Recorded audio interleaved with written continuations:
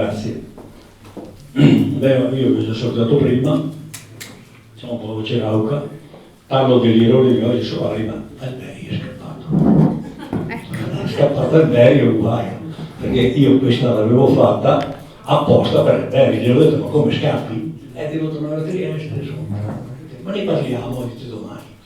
Vabbè, no, siccome nella lista pneumonica si è discusso spesso di questo, dei cosiddetti fake, dei cosiddetti orologi fasulli, ho detto proviamo a dire qualcosa, non è che si possa dire tanto. Per cui questa chiacchierata di 15 minuti è più un discorso, credo, spassoso che altro. Se noi, parlando degli errori, andiamo a guardare una meridiana, questa è una fotografia fatta alle ore 11 solari, questa è una meridiana polare, ok? Come faccio io per controllare che questa meridiana sia corretta? Come ha detto come ha detto Flora un attimo fa, oramai imperano i telefonini e quindi noi abbiamo a che fare con quello che è il tempo che ci dà il cellulare. E allora dobbiamo controllare prima di tutto il nostro cellulare. Io ho controllato il mio, per esempio ieri mattina, vedete, ho fotografato questo orologio che prende l'ora da Francoforte sul Meno e nei dettagli all'interno della memoria vedete che segna l'ora di ieri, la giornata di ieri, 06:54:00, che è esattamente il tempo. Vuol dire che mi posso fidare di questo cellulare. Adesso qui devo spendere mezzo minuto in più però, perché Flora, Francesco, mi ha preceduto parlando di uno strumento che è molto simile a questo. Cioè io qui cosa sto facendo? Sto facendo semplicemente un puntamento del sole. Io qui c'ho un filtro solare, io aspetto che il sole passi esattamente al centro e ho 4 limiti, uno sopra, uno sotto, uno a sinistra e uno a destra. Quando è al centro do uno stop, generalmente mia moglie, se posso, mia moglie sbaglia spesso, quindi cerco qualche altro, comunque la Patrizia adesso è diventata brava, e trovo, vedete, l'ora esatta in cui io in quell'istante ho beccato il sole. E con questa immagine poi prendo il mio vecchio programma Ioannes, fatto nel 1994, col quale posso definire l'azimut del sole preciso. Ok? In sostanza poi questo mi serve per trovare la declinazione di una parete. Viceversa di quello che ha detto Francesco prima, io non adotto il metodo dello specchietto.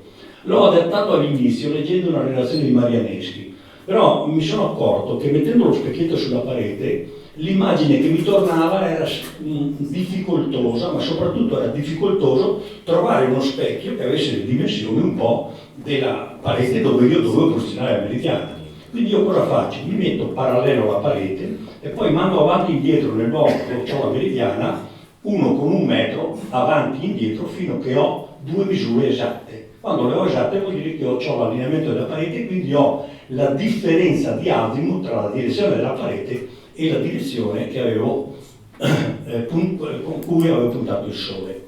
Un altro sistema, vedete, lo si può fare, un controllo oggi con questo programma di Gian Carreño, orologi solari, che tutti conosciamo e di cui tutti dobbiamo ringraziare Gian, che vedete mi dà lo stesso numero di prima, alla stessa ora e con le stesse coordinate del luogo in cui mi trovavo prima, oppure lo possiamo fare anche con Sollettumbra, che è uno strumento abbastanza simile a quello che ha presentato prima Francesco. Sollettumbra, vedete, ha tutta una serie di dati, compreso il tempo vero locale, il tempo medio del caso, il tempo vero del fuso, sorgere, tramonto, insomma, tra cui c'ha anche l'azimut. Ecco, l'azimut che mi dice appunto che è, come vedete, uguale ai 2 strumenti di prima. Quindi, se io voglio controllare una meridiana, questa è la meridiana che dovrebbe venire fatta tra qualche giorno, perché se io devo controllare questa meridiana, quindi cosa faccio? Imposto esattamente questo orologio negli istanti in cui dei dettagli mi dice che ho fatto questa fotografia e io vedo che qui, tempo solare vero, erano le 11, quindi posso dire che la meridiana è esatta. Guardate che non l'ho sistemato io, è proprio così, questa meridiana. E qui è arrivato sto Cesar Busto, ultimo numero della nostra rivista, e cosa ha fatto Cesar Busto? Ha detto, ma se io faccio la fotografia e nell'istante in cui faccio la fotografia riporto il tempo vero solare, io ho già un controllo immediato. Posso fotografare qual è l'ora vera, locale, istantanea. In sostanza, fatta con questa meridiana, vedete, il tempo solare sono le 11:00. cosa che io posso fare o puntando la linea e decido di scattare quando è al centro della linea, oppure decido di scattare quando questo che sta scorrendo arriva alle 11:00:00. Però Busto ha portato via, cioè Gian, io adesso ho parlato di Busto, però Gian, non dimentichiamo che nel 2018 la Nord, il mio inglese è pessimo, North American Sound Society, la NAS, uscita il 18 agosto, ha conferito questo premio a Gian Casalegno per i suoi successi nell'imbrigliare la moderna tecnologia digitale a vantaggio degli ignonisti di tutto il mondo. Grazie Gian, credo davvero che tu sei diventato con i tuoi strumenti, soprattutto col tuo programma Orologi Solari, sei diventato davvero, cioè, grazie, prezioso. Ho voluto perdere questo minuto ulteriore. Gli orologi fasulli, quelli per cui mi manca il nostro... Allora, questo è un orologio chiaramente fasullo, è una ceramica casuale. Questo è invece un disegno del percorso del nostro Mestruidi, che è qui questa sera, ma è proprio un disegno. Qui non c'è l'ognomone, qui non c'è l'opera, qui non c'è niente. Questo è un disegno. E quindi è evidente che questi sono degli orologi fasulli. E questo invece è un orologio fasullo fatto vicino a casa mia. È il più bello orologio fasullo del mondo. È fasullo, ma è bellissimo, era bellissimo. Purtroppo quelli che hanno fatto il cappotto alla casa me l'hanno tolto. E io sono quasi in grado, purché sia in fasullo, andare a denunciarli alla soprintendenza, perché secondo me lo potevano lasciare, perché questo era un bel orologio fasullo. Volevo dirlo questo, perché se noi andiamo in ricerca, vedete, su Sadai all'Atlas, noi troviamo in questo momento che gli orologi che sono in Italia sono alla data ieri 23.400 e sono qui così. Ma se non voglio i fasulli, perché questo non vuole Alberi, non vuole i fasulli, dice non potete metterli dentro, non dovete metterli dentro. Allora cosa faccio? Saviano ha previsto questo pulsante, escludi i fasulli. Io escludo i fasulli e mi stampo quello che voglio, gli orologi del mio paese, della mia città, della mia provincia, tutto, e escludo tutti i fasulli. E vedete che gli orologi in Italia diventano 22.726, mancano appunto i 700 fasulli. Volevo far notare che però per fare questo, che sul Dialatos fa benissimo, però bisogna che qualcuno abbia dichiarato fasullo la scheda, e non tutti sono così. Ovvio, ma questo è il compito vostro. Le schede sono tutte lì, andate a vederle, se volete mettete fasullo e poi qualcun altro deciderà se avete ragione oppure no. Perché attenzione, arriviamo a questo punto adesso, Alberi vorrebbe che mettessimo fasullo quello di Sappada, che per me non è un fasullo. Andiamo avanti. Ecco, perché appunto oltre ai fasulli sono quelli come errore concettuale, cioè sono sbagliati. Che differenza c'è tra i fasulli e quelli sbagliati? È che nell'orologio fasullo uno mette lì un qualcosa a caso, invece nell'orologio sbagliato, che è un errore concettuale, uno ha tentato di fare una cosa fatta bene e poi non ci è riuscito, ma non vuol dire questo che questo qui sia un orologio fasullo. E questo è il famoso appunto orologio di Sappada, quello, la fake di Paolo. E qui io l'ho classificato errato, come errore concettuale, poi vedremo il perché. Allora, adesso andiamo un po' a controllare questi strumenti che abbiamo in mano. Evidentemente questa qui, vedete, 9:30:00 va bene, ma qui non serve niente. Questo è il giorno dell'equinozio per capire che questa meridiana è sbagliata. E perché è sbagliata? L'equinoziale è qui, l'ombra finisce qui, siamo nel giorno dell'equinozio, questo è chiaramente un errato, però è un errato, non è un fasullo. Perché? Perché questo signore qui, se guardate le linee, bene o male, lui cerca di fare qualcosa di vero. In più questo fa dei disegni fa dei bei disegni, insomma, a me non sono, poi io non sono un artista, a me piacciono, ma arrivano schifo, non lo so, decidete voi, ma lui li fa gratis. Insomma, lui dice, io ti vengo, ti faccio una meridiana, non voglio niente, lasciami che faccia una meridiana. Purtroppo, vedete l'equinoziale dove è finita. Questa è la meridiana della borsa di Trieste, perché quando parliamo di errori su un orologio, un conto è sbagliare un minuto o 20 secondi o 30 secondi su un orologio normale, un conto è sbagliarlo sulla meridiana della borsa di Trieste, cioè su un orologio, su una camera oscura. Ecco, qui dentro vedete 12:00 16 vuol dire che qui c'è un errore di 16 secondi. Non so, ti risulta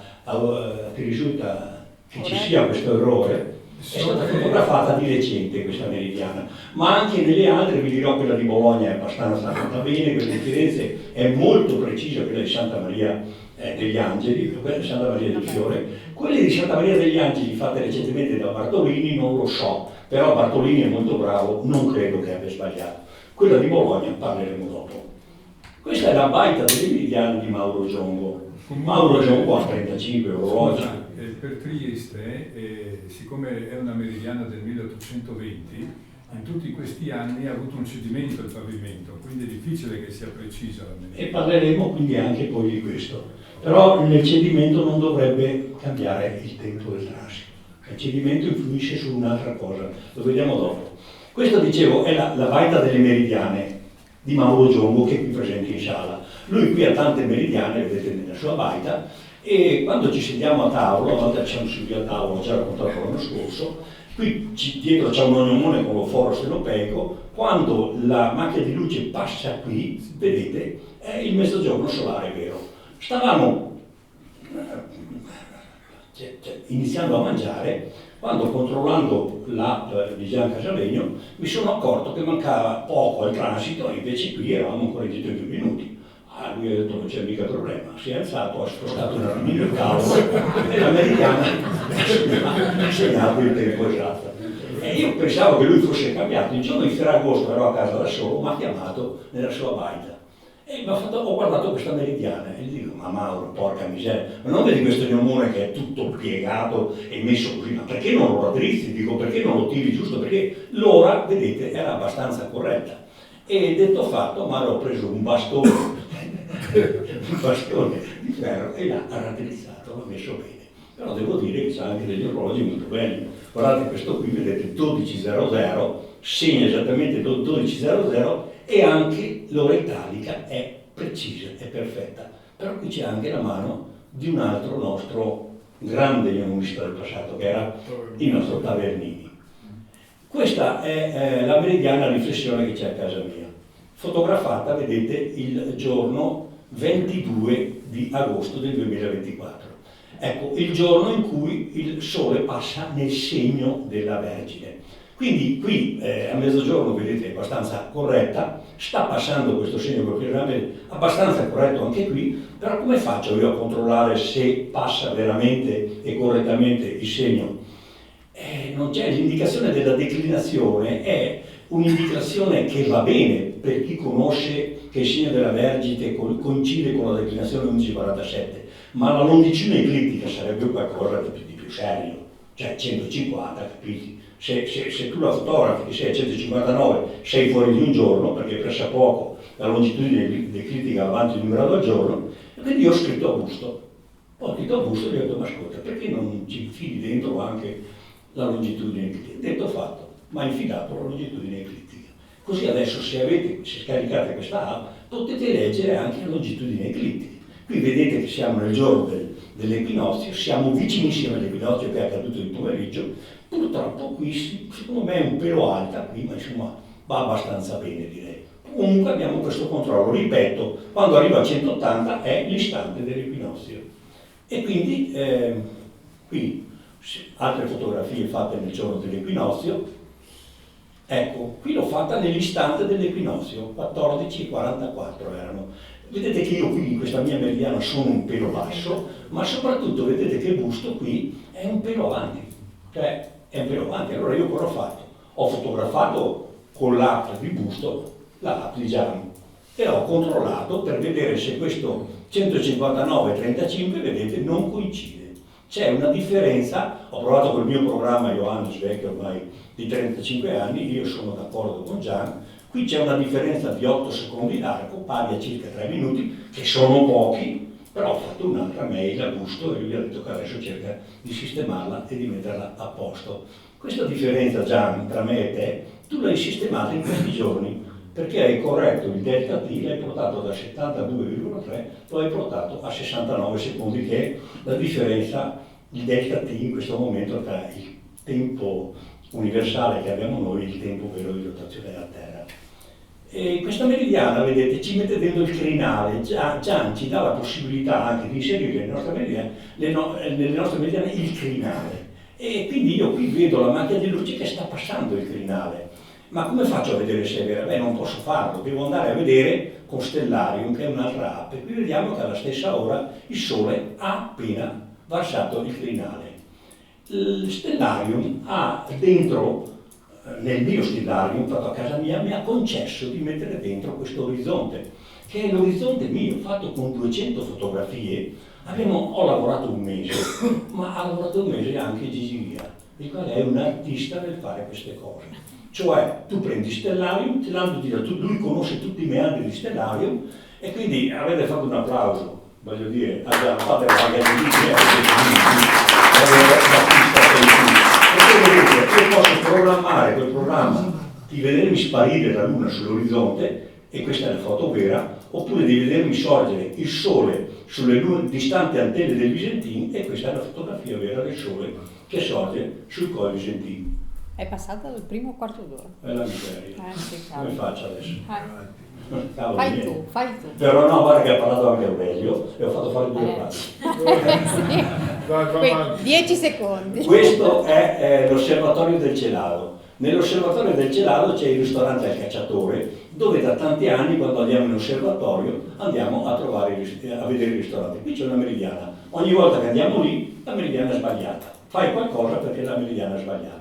Allora, stufo di sentirmelo dire, chi l'ha fatta? Tomaselli? No, perché è sempre fuori da mezz'ora. Ho fatto, usando ancora una volta il programma Orologi Solari di Gian, ho preso la fotografia, l'ho simulata nel suo programma e sorpresa, la meridiana è corretta. Bastava soltanto spostare l'ognomone da questa posizione a questa posizione. La stessa cosa forse che si potrebbe fare qui, sulla famosa meridiana di Sappada, perché vedete, sì, è sbagliata la meridiana, però insomma non tanto, insomma, errore concettuale, anche perché qui, vedete, a Sappada, nelle altre pareti ci sono, cioè è evidente che è lo stesso artista che ha fatto queste cose, l'ha fatte anche dalla parte di qua, quindi ci siamo capiti. Passando nel paese delle meridiane, questa meridiana è il mio sole l'ha fatta, vedete, ci sono che proiettano le ombre. Qui c'è mia moglie, e qui capite che il 7 di luglio non potevo vedere il naso di Pinocchio che passava la linea sostanziale, e quindi ho detto qui c'è qualcosa di sbagliato. Siccome l'ho fatta io, magari in periodo di Covid non l'avevo ancora vista, sono passato, l'ho vista, ho detto no, non va bene. Allora ho fatto prendere delle misure da mia moglie, e poi l'ho simulata con l'altezza corretta che io avevo progettato, che erano 28 cm. E loro invece, siccome hanno deciso che Pinocchio racconta tante bugie, avevano fatto un naso lungo 28. Quindi adesso gliel'ho fatta correggere mettendo a 28 cm esattamente quello che era il limone. Io ho quasi finito adesso questa qui, poi ho poco tempo per l'altra però. Allora questa è la meridiana della grande piazza di Sospirolo. Ecco, questa deve essere precisa, perché con un ognomone così io non posso, devo essere contenuto nei secondi, e devo dire che questa qui è abbastanza precisa. Vedete qui, tenete conto che 1 millimetro è uguale a 4 secondi. Una meridiana simile a questa è quella che ho nel rampa di casa mia. Questa meridiana, guardate un po', andiamo veloce, alle ore 7 è esatta, vedete qui c'è il tempo, ok. Alle ore 8 è esatta anche alle 8, ok. Alle ore 9 anticipa di 30 secondi, alle ore 10 anticipa di 1 minuto e 20, alle ore 11, vedete, quando io faccio lo scatto, mi segna le 10:57:29, vuol dire che io sono fuori di 2 minuti e 30. Alle ore 12 sono fuori di ben 3 minuti e 15, alle ore 13 sono fuori di 3 minuti, alle ore 14 sono fuori di 2 minuti e mezzo. Questa qui 22 anni fa era precisa. Cosa è successo? È successo semplicemente che io ho controllato tutto, poi mi sono accorto, vedete, che qui sotto la rampa stava slittando, tant'è che mi ha rotto, vedete il marmo di qua, questo era centrato, non è più centrato, e questo sportamento mi ha segnalato che la rampa era sbagliata, e quindi adesso passiamo a San Petronio. Passiamo a San Petronio perché a San Petronio abbiamo a che fare, in questo discorso che vi faccio ora, questa chiacchierata che facevo, con un problema analogo che io ho già trattato l'anno scorso. L'avevo trattato, questa è una foto solstizio all'equinozio dello scorso anno, vedete il giorno prima e il giorno fatta il giorno prima e il giorno dopo, ok? Questa fotografia è fatta all'equinozio, l'avevo fatto questa relazione ad Ala di Stura parlando di un lavoro fatto proprio a Lignano Sabbiadoro, in cui loro parlavano dopo dei rilievi fatti sulla meridiana, perché si erano accorti che questa meridiana stava cedendo, in alcuni punti stava cedendo. Quindi io ho ripreso questo lavoro per vedere, secondo quelle che erano, questo è il titolo di quel lavoro, loro si erano accorti dalle osservazioni che aveva fatto Paltrinieri. Paltrinieri, ho parlato in questi giorni assieme a Paltrinieri, saluta tutti. Ok, saluta tutti, lui non può venire, anche lui qualche problemino di salute. Aveva fatto dei rilievi e da questi rilievi Nicelli aveva analiticamente trovato che secondo lui la meridiana verso il solstizio invernale cedeva di circa 4 cm. Allora nel 2005 si sono trovati Gunella, Paltrinieri e Nicelli appunto, hanno prima verificato il piombo della meridiana e hanno scoperto che il piombo si era spostato leggermente in avanti, ma non tanto, 1,8 cm e lateralmente di 7 mm.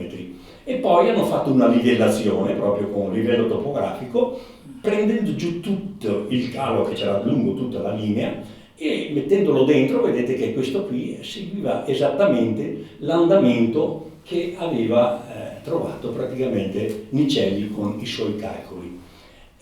Io l'anno scorso, per motivi così, mia figlia sta studiando a Bologna, sono stato lì una quindicina di giorni e quindi ho deciso di fare alcuni rilievi.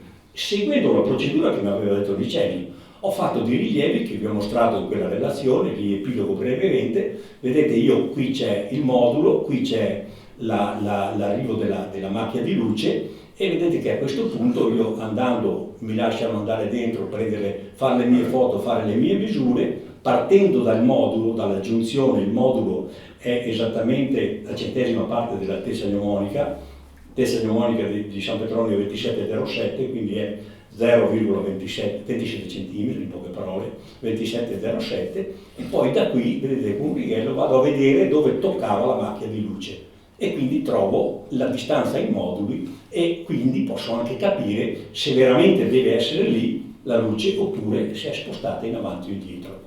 Con dei calcoli che seguono sempre la procedura di Nicelli, avevo trovato l'anno scorso alla fine che vi era una differenza, controlli che avevo fatto, che erano intorno ai 3 mm. E 3 mm sono poca cosa, 1-2 mm insomma è una cosa insignificante.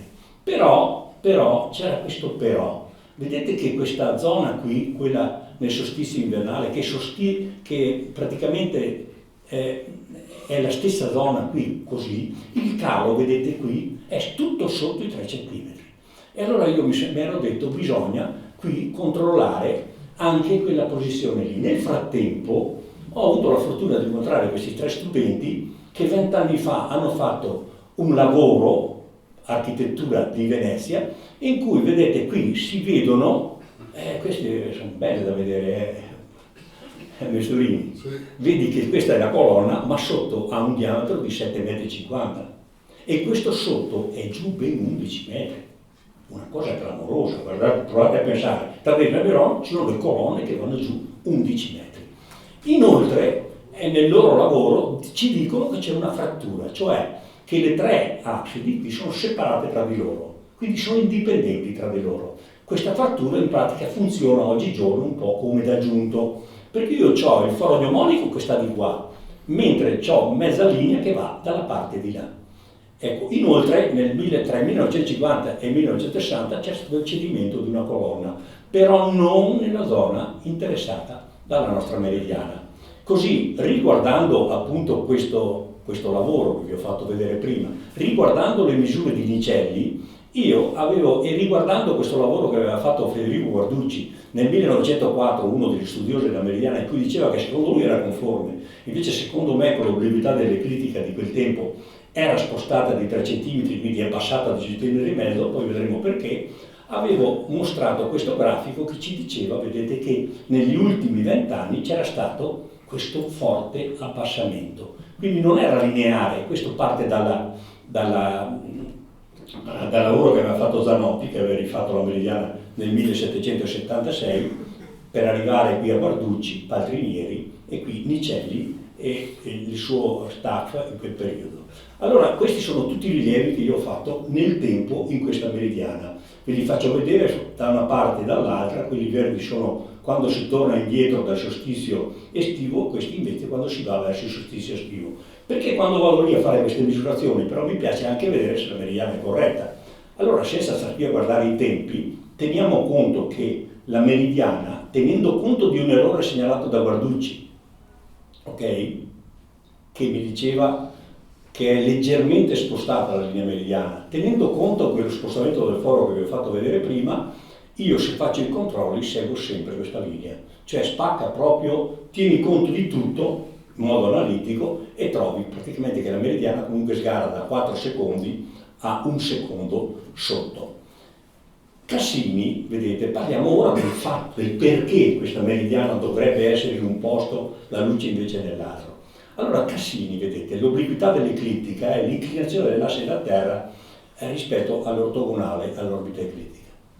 Lui aveva calcolato che nel suo periodo era 23-29-2, oggi è 23-29-03, calcolata con il mio programma. È uguale qui. È uguale qui, cioè Manfredi, Cassini, questi avevano beccato tutti i dati esatti. Poi ho fatto quello di Zanotti, quando è stata rifatta la meridiana, quello di Guarducci e alla fine qui quello nostro attuale. Una nota, 369 anni, l'asse si era raddrizzato di un primo 45 secondi, un secondo d'arco ogni 2,2 anni circa. L'obliquità è scesa sotto i 23,26 e 30 nel 73 e non si capisce, almeno io non capisco perché nei libri si è scritto ancora 23-27, scriviamo 23-26, come non capisco perché scriviamo 23-5 ma scriviamo 23-4, tanto visto che usiamo i decimali usiamo. L'ubiquità della eclittica, l'ubiquità è questa qui, la sintetizzo per chi non dice questo qui mi sta parlando arabo. Allora, vedete, questo era l'asse di rotazione in rosso nel periodo di Cassini. Questo in nero invece è nel periodo attuale. Questo qui è passato da 23,484 a 23,438 e di conseguenza, vedete, l'equatore celeste nei confronti dell'eclittica, da una parte e l'altra, vedete, ha cambiato questi valori. Di modo che se io mi posiziono qui su Bologna, vedete, e qui tiro l'orizzonte di Bologna e guardo il sole al solstizio invernale, eccolo qua, l'altezza del sole al solstizio invernale è questa qui sotto. Per cui calando questo aumenta. Ok? Pensateci sopra, rifletteteci come dice Zaia nelle sue conferenze che ci fa a noi in Veneto, riflettiamoci sopra, ok? Allora cosa succede a Bologna? Succede che la luce con Cassini arrivava qui, adesso dovrebbe arrivare indietro di 16 cm, ma se io invece che trovarla in questo punto qui, indietro di 16 cm, appunto perché l'altezza è aumentata, me la ritrovo più avanti, vedete qui, per esempio, eccola qua, vuol dire che il pavimento si è abbassato e io devo trovare di quanto sia abbassato il pavimento, ok? E quindi quest'inverno, il giorno 22 dicembre, sono andato a Bologna. Le immagini al solstizio d'inverno ne avevo questa qui, quella che si trova su internet, e poi avevo quella di Paltrinieri che mi aveva mandato nel 2018. E vedete che qui doveva essere indietro, non a 16 cm, doveva essere un po' meno di 16 cm, ma comunque doveva essere indietro. E quando io sono arrivato lì quel giorno con 200 persone, qui era proprio pieno, io avevo il cellulare appoggiato sulla testa di una signora, alla quale gli ho detto mi lasci fare delle foto, c'erano almeno 200 persone, Paltrinieri non c'erano, lì che facevano una conferenza. Mi sono visto arrivare l'immagine, sorprendentemente me l'aspettavo indietro e invece guardate cosa succede. Questa è l'immagine del solstizio d'inverno scorso. Guardate che non è è proprio così l'immagine, no? Quante volete. Quindi qui praticamente il sole è tornato nello stesso punto. Bello, ho detto Paltrinieri, è bello cavolo, vuol dire che il pavimento è calato ancora della chiesa. E di quanto è calato? Ma qui, senza fare tutti i calcoli di Nicelli, è tutto molto più semplice, perché io prendo la distanza di Cassini, che vedete tra una, ce ne sono 3 di riportate, ma insomma siamo sui 66-80.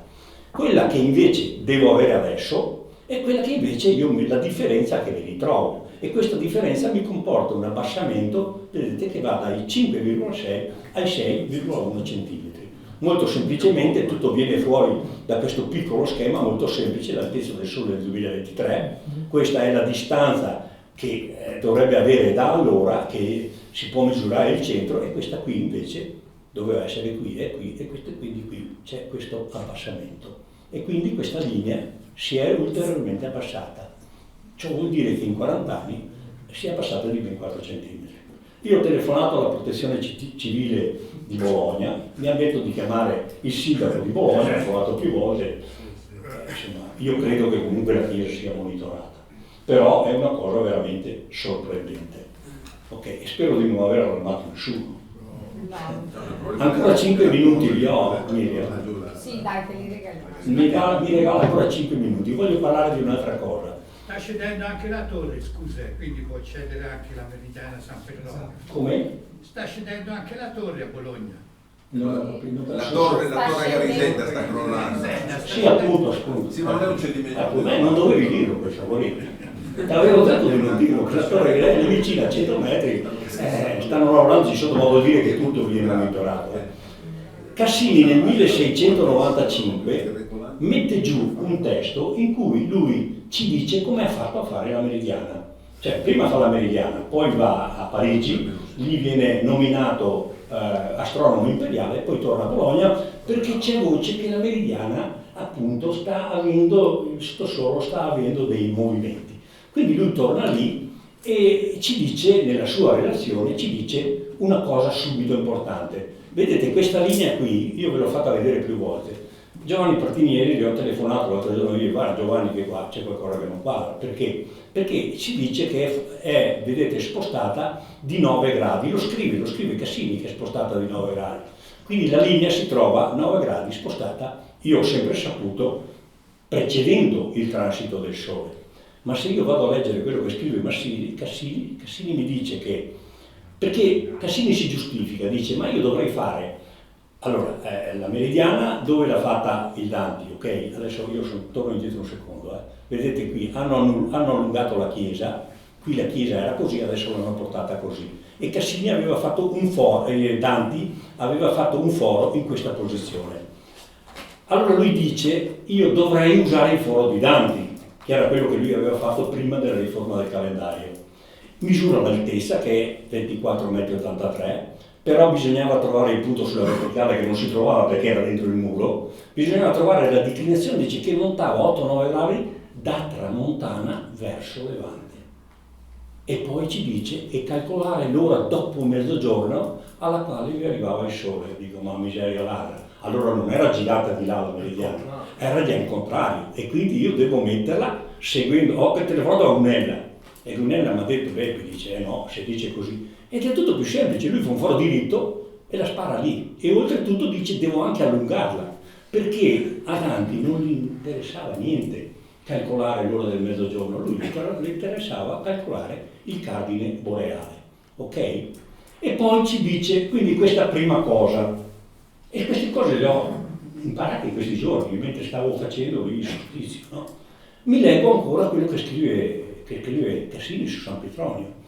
Lui fa una premessa parlando per 2 pagine e dicendoci in 2 pagine, guardate cosa ci dice. La riforma è fatta nel 1582, nel 1600 hanno lasciato l'anno bisestile, il 1700 è il primo anno che pur essendo divisibile per 4 non è bisestile. 700, 800, 900. Lui dice l'anno prossimo, il 696, sarà l'ultimo bisestile di questo secolo e l'equinozio di primavera, vedete, è anticipato di 2 giorni, dopo mezzogiorno, secondo le ipotesi fondate sulle osservazioni e vabbè, fatte da... Io ho calcolato con Meus e ho visto che effettivamente è così, però, cioè, lui, vedete, l'ora che mette lui, verso le 3, è vera, è proprio quella l'ora, ok?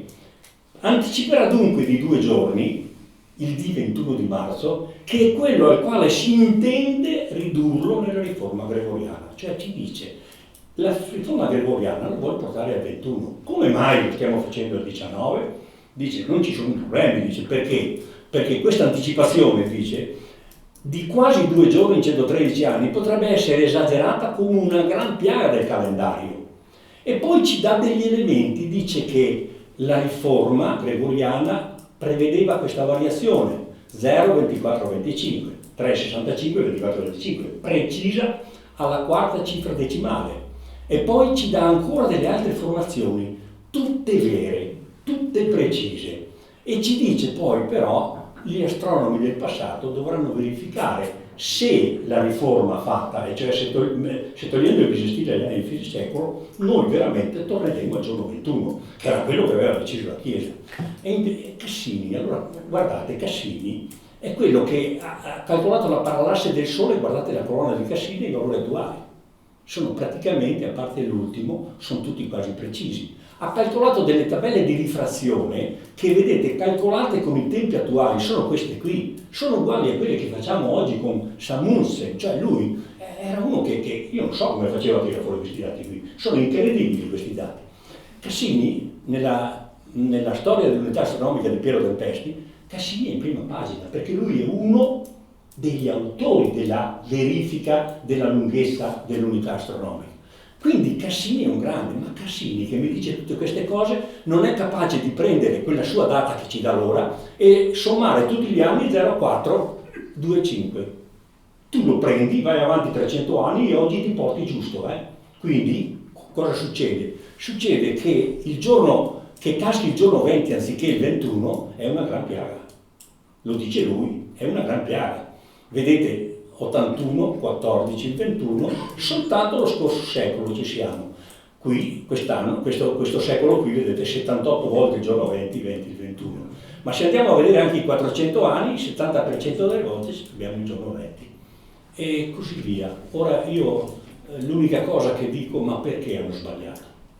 Lo hanno sbagliato perché hanno sbagliato o hanno sbagliato perché c'era qualcos'altro di mezzo? Ecco, questa è la domanda che pongo a voi, perché non era difficile capire che se nel secolo precedente una volta soltanto il giorno 12, poi 74 volte il giorno 11, che più 10 fa 21, e poi il giorno 10, ma se io lascio passare 120 anni prima del primo aggiunto è chiaro che mi sposto indietro un giorno.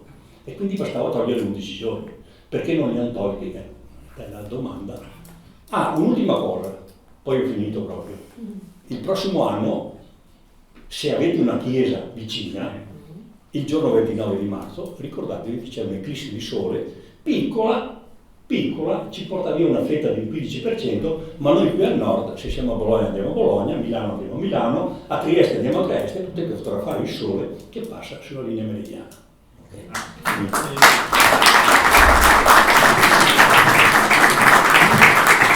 Grazie mille, non è concessa. Domande? Scusa, 2024? 25? 25. Tanto per fare le pulci. No. Bepi, altra pulce, oggi è San Petronio, lo sapete? Sì. È vero. Avevo organizzato il seminario oggi per questo. No, è vero, oggi è San Petronio, 4 di ottobre, il giorno di San Petronio. Se c'è qualcuno che ha qualche dubbio, qualche domanda, qualche suggerimento sul fatto che vi ho raccontato alla fine. E guardate che poi quella memoria che scrive Cassini, trovatela, perché è micidiale anche tutto quello che dice dopo, ma non per la meridiana, per l'astronomia, perché lui parla di astronomia. Chi è appassionato di astronomia la legge, quella memoria lì che è veramente bellissima, bellissima veramente. Mauro, allora, tornando a San Petronio, all'eventuale abbassamento del piano, questo l'avevo già detto. non è eventuale, l'abbiamo cercato con Teodoro con l'Iberia. No, abbiamo stabilito la distanza dal foro mnemonico alla meridiana, al pavimento. Per assurdo potrebbe essersi spostato il foro mnemonico. No, l'ha verificato, l'ho fatto vedere. No, ma non diciamo, se fosse ruotata la chiesa, il risultato è molto più improbabile, No, non li capisco. Loro hanno verificato. Allora, Gunella, che saluta tutti, con cui ho parlato qualche giorno fa, Gunella, cosa ha fatto fare? Padrinieri è salito di sopra, ha calato giù il piombo, perfetto, e lui con il distanziometro ha misurato la distanza esatta, è 27,07, anzi 27,26,99. Allora no. Poi calano il piombo e lui va a finire lì. Quel disegno lì l'ha fatto Micelli, erano in 3 quel giorno Micelli, che chi non conosce Micelli sa che era uno di quelli tosti, proprio con i numeri, no? E quindi io devo credere a quello che ha fatto Micelli, a quello che ha fatto Gunella e a quello che ha fatto quel giorno Padrinieri, ok? Perché ho visto quelle 2 crepe che hanno... Le 2 crepe, quelle lì, No. però in questo momento Però se l'altezza- bisognerebbe, potrebbe rifarla, è una delle cose che bisognerebbe rifare. Andare lì, per esempio, se chi calare un piombo, mettere oggi uno strumento Gigi, dobbiamo farlo, però entrare in chiesa alle 6 di mattina è un po' complicato, un po' complicato. E trovare poi gli agganci che si fanno in grandi chiese. C'è ancora il pastore lì delle banche, vai giù a Bologna una giornata e si Ma sai che... Grazie. Vieni qui perché io non sento, ti sento. No, no.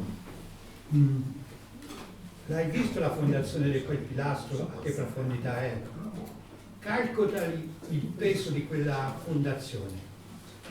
Se quella fondazione scende, come sicuramente scende, il pavimento è appoggiato sopra il gradone della fondazione.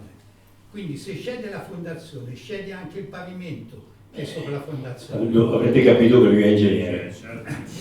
Quindi fondamentalmente Abbiamo a che fare con un ingegnere. a me mi farebbe curiosità vedere anche il pilastro se si muove. E credo che questa misura qui non è stata mai fatta, ma dovrebbe essere fatta.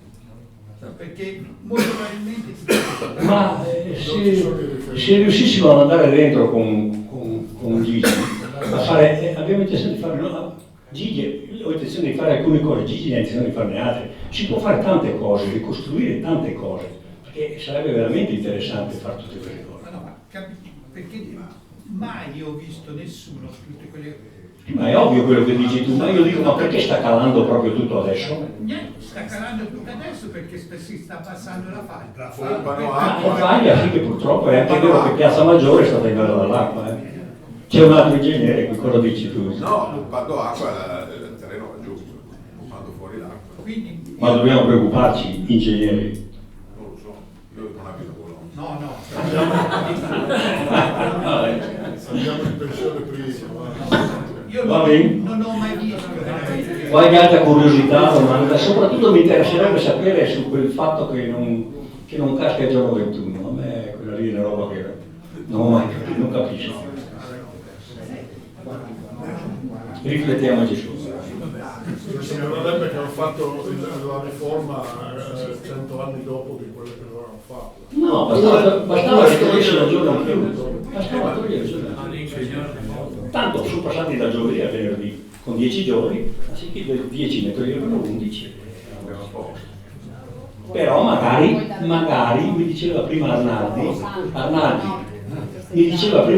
che non avesse a che fare con qualche festa che slittava di qualche giorno. Ecco, questo sarebbe interessante. All'inizio è stato il giorno di San Francesco, no? che doveva essere Mario. una celebrazione. Io credo che il problema era che i francescani non volevano, il Papa aveva deciso una data in cui cadeva la festa di San Francesco. I francescani si sono rivoltati sul Papa e dicevano no, ci puoi togliere la festa di San Francesco. Saltavano la festa di San Francesco. Sì, esatto. E credo che abbiano semplicemente spostato il momento in cui dovevano i famosi 10 giorni. Sì, ma non l'entità dei giorni. I dati 10 giorni so che in tutta Europa è stato un problema, perché la gente si era rivoltata. Ma scusa, questo spostamento avrebbe spostato un giorno in più, avrebbe cambiato la data di San Francesco? No, e allora? bastava semplicemente spostarla prima o dopo. Certo. Dal microfono. Allora, vi ricordo che la cena è alle ore 20 e che dopo cena alle 22 ci sono le proposte per il 25esimo seminario, quello della primavera del 2026, le comunicazioni del Presidente Giuseppe De Donato e poi c'è un dibattito. A dopo. A dopo, buon relax. Grazie.